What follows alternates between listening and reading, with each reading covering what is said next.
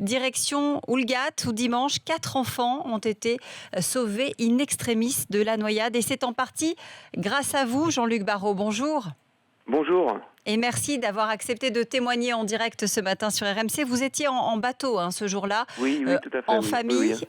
On a fait une Comment est-ce promenade que en vous mer vous êtes cette journée, oui. aperçus qu'ils étaient en train de se noyer? En fait, c'est donc au retour de notre journée de mer, donc en entrant dans le chenal pour rejoindre le port et donc l'accès, on passe aussi l'accès à la rivière d'Ives. Donc on a vu un petit groupe d'enfants dans cet endroit qui n'est pas autorisé à la baignade. Et puis surtout, voilà, en passant à proximité, on a entendu la mer sur le bord qui était à 50 mètres plus loin et qui a poussé un cri qui nous a alertés sur effectivement quelque chose qui était en train de se passer. Ils ont été piégés en fait par la marée montante. Oui, je pense que l'endroit c'est du courant. Voilà, les portes venaient de s'ouvrir pour rentrer au port et voilà, le courant. Les enfants ne savaient pas nager pour la plupart, donc ils ont dû effectivement se retrouver à la taille, dans l'eau à la taille, et puis pris par le courant, voilà, ils se sont retrouvés à vouloir s'entraider les uns les autres, mais effectivement en difficulté. Donc à 10 ou 15 mètres de nous, quoi. Il y avait votre fils à bord, un ami de votre fils également. Ils n'ont pas réfléchi, ils ont sauté pour aller les récupérer. Oui, quand on arrive et qu'effectivement on a compris, c'est vrai qu'on a quelques secondes puisque voilà, il y a 4 enfants devant nous en difficulté, donc ils sont déjà dans une situation difficile.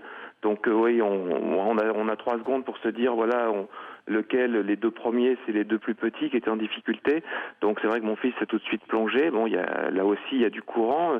Il attrape quelqu'un qui est en train de se noyer, donc qui bouge. Lui a ramené le premier donc sur la berge vers ses parents et donc Adrien, l'ami, lui a sauté, a récupéré le deuxième plus petit. Ma fille a pris la bouée du bateau, a jeté la bouée sur une jeune fille de 14 ans qui s'est trouvée sécurisée.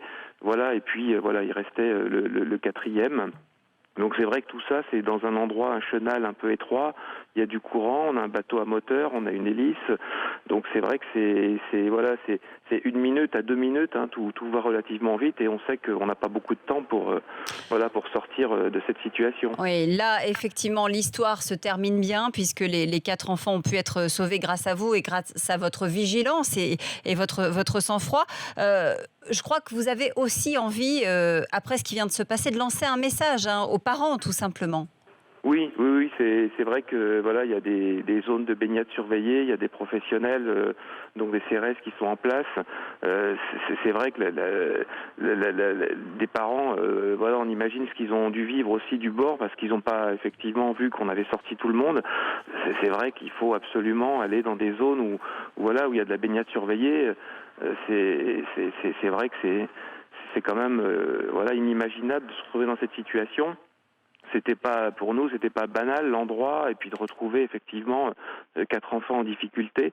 Donc oui, c'est un message dans ces périodes. Il y a des zones surveillées. Il faut absolument amener les enfants qui savent pas nager, a fortiori dans ces zones.